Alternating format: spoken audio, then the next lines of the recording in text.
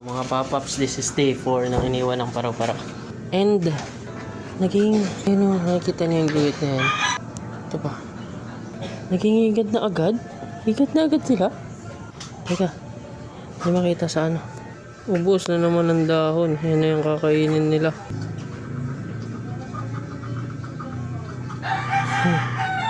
Ito yung isa. Ayan na sila, tatlo sila. Sa dalawa, tatlo. Busin na naman. Bilis naman nila maging ano. May tao.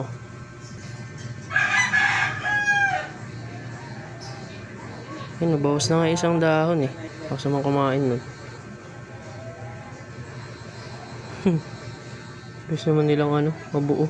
Ayan, day 4 pa lang parang mawawala na sila.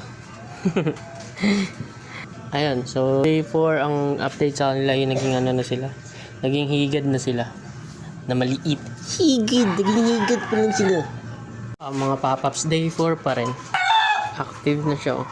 Active na. Mga galaw. Sa ito yung dalawa. Yung isa gumalaw na rin naman. Ayan.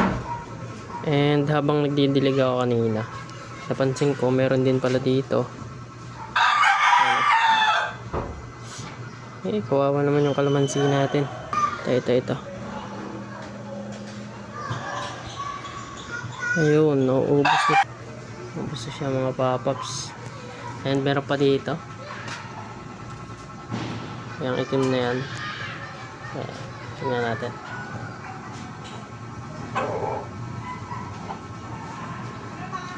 Ayan na pala siya mismo. Hindi siya nakasiksik. Yan. Mauubos na naman yung mga dahon ng aking kalamansi. Kasi meron pa nga ipapansin doon. Kaya lang masyado na siyang mataas. Tapos maliit pa. So ayun mga pop-ups no. Gusto ko naman silang i-keep. Kaya lang ayun. Kawawa naman yung mga munting tanim ko, di ba? So sa tingin nyo mga pop-ups, ano kaya pwede natin gawin sa kanila? Sa mga halaman na experts natin dyan. So yan, day 4 pa rin. And hindi lang pala sila tatlo. Mayroon pa pala ang iba.